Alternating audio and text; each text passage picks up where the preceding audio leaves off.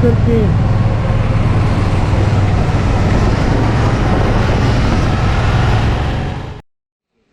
So even spiders come to see me. You can see that. The presence of large mass of sand in Talakad amidst lush green vegetation is something that is worth pondering.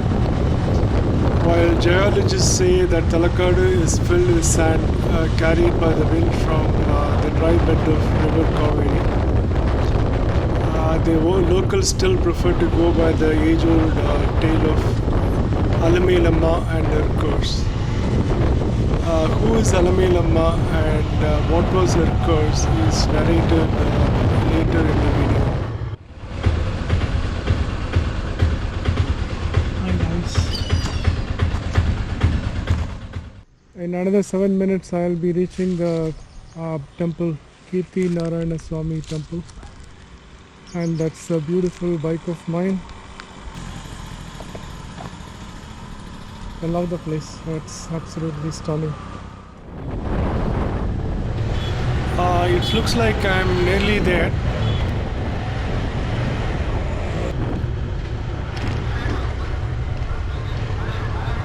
Talakadu is on the banks of river Kaveri in Mysore district of Karnataka, India. It is historically an important place as it was the capital of Ganga dynasty for a very long time. Talakadu used to be an impressive town with more than 30 temples in ancient times. Talakadu is located about 45 kilometers from Mysore,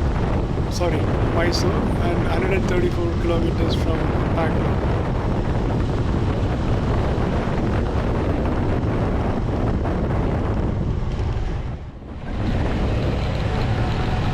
Of the ancient dynasties of South India, the Gangas, 350 to 1050 AD, were one of the most illustrious who ruled over a greater part of Mysore.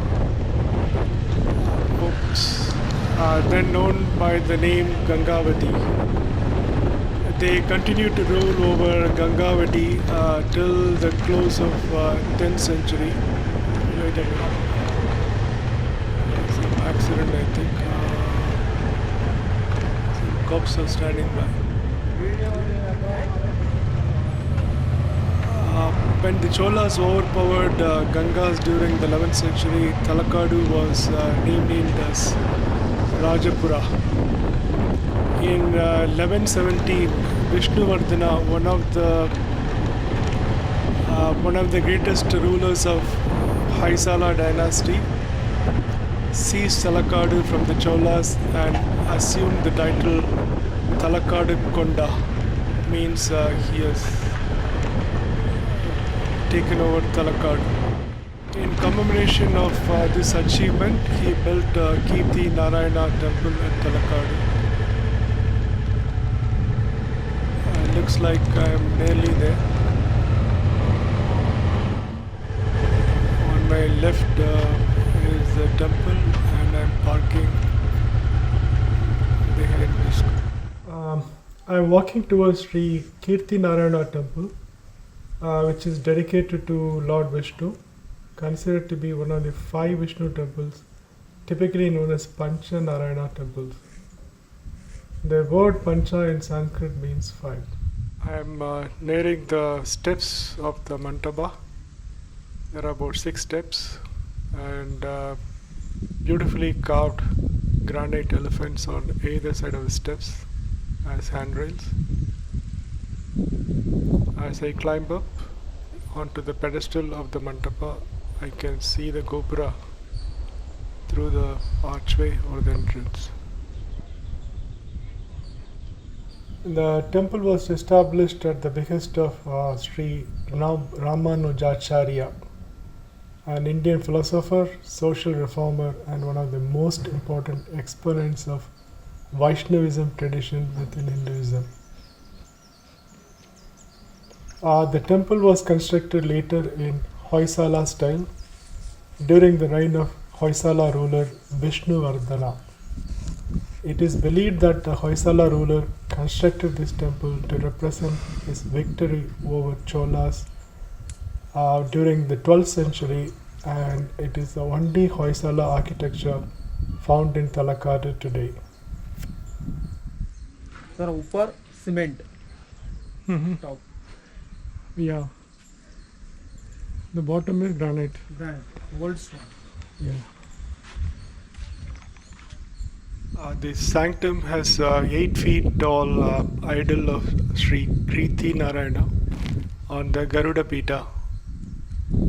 The Lord is seen holding a chanka, that is the conch, in his upper left hand, a chakra, that is a jagged disc, in upper right hand, and a lotus in his lower left hand, and a maze in his lower right hand.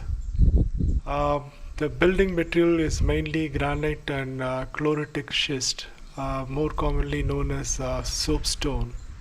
The temple that is seen in present days was excavated from under the sand during 1911.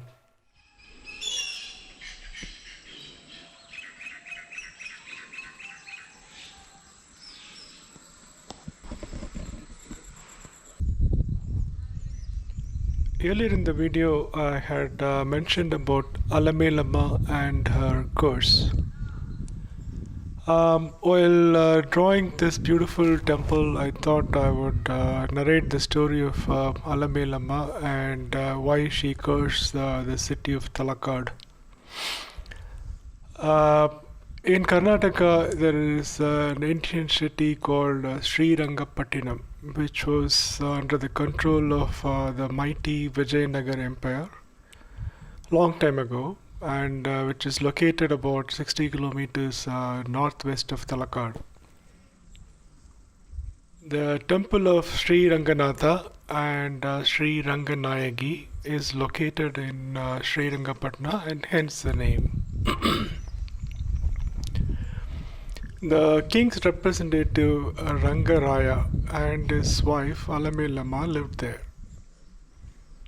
Alamelamma is a very pious lady, and she used to offer her precious jewelry to adorn the goddess Sri Ranganayagi during auspicious days, and collected them back.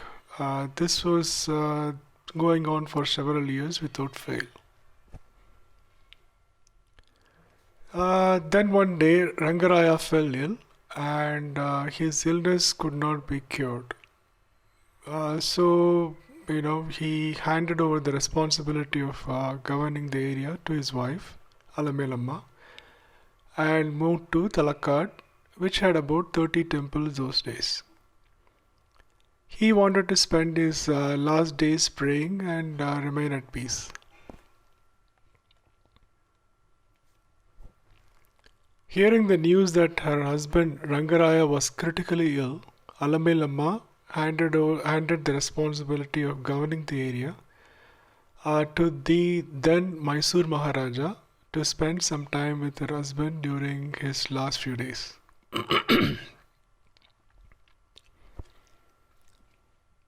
After the death of Rangaraya, Mysore Maharaja, being a greedy person, wanted to possess Alamelamma's jewelry. She was harassed by him several times, but she didn't want to part with her jewelry and that adorned goddess. She made sure her precious nose ring reached Sri Ranganayagi, the goddess, and then she killed herself by drowning in the river Kaveri along with her remaining jewelry. While drowning, she cursed, "Let Talakadu be covered in sand, and Mysore shall not beget heir to the throne." While geologists say that Talakad is filled with sand carried by the wind from the dry bed of river Kaveri, the locals still believe, even after 1,000 years, that Alamelamma's curse is the reason for so much of sand in the region. And once a fertile land is now heaps of sand. Here there is a stone ring carved out of one piece of stone. Beautifully done. And you can see the snake passing through this. The snake has got 5 heads. Quite nice. Also inside not allowed, outside picture. Ropo ಏನು planning ಮಾಡಿದ್ದಾರೆ Sir, retired ಆದ್ಮೇಲೆ ಏನು ಮಾಡೋಣ face window, bull face, Bull face. the face. So eyes move, Yeah, correct. bull face. Both are same. No. Bull Sir, face. Oh, very nice. That is a bull face. ಗೆದ್ದಿರೋದು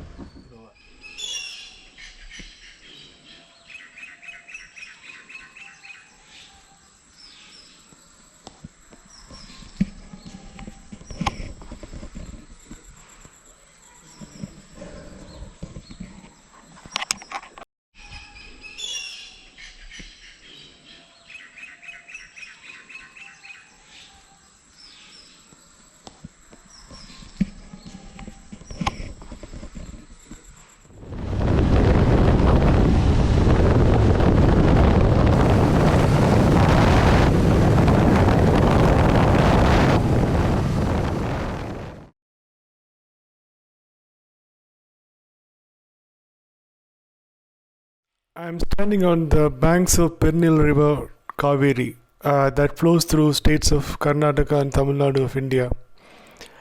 The river originates in Brahmagiri range in the Western Ghats, that is the mountain on the western coast of South India, which is at an elevation of 1340 meters above the sea level.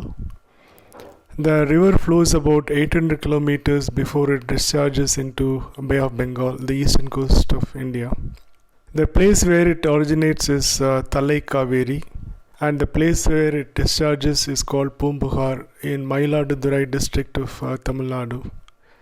This river Kaveri is the third largest river after Godavari and Krishna in South India.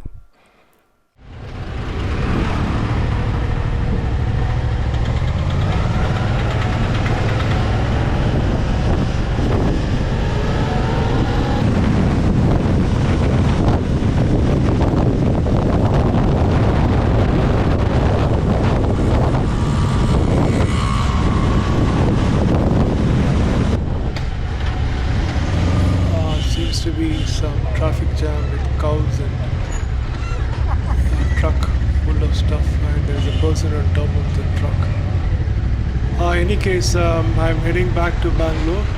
It was a wonderful day out for me today. It was very nice. It was a short, quick trip. Thank you guys for watching.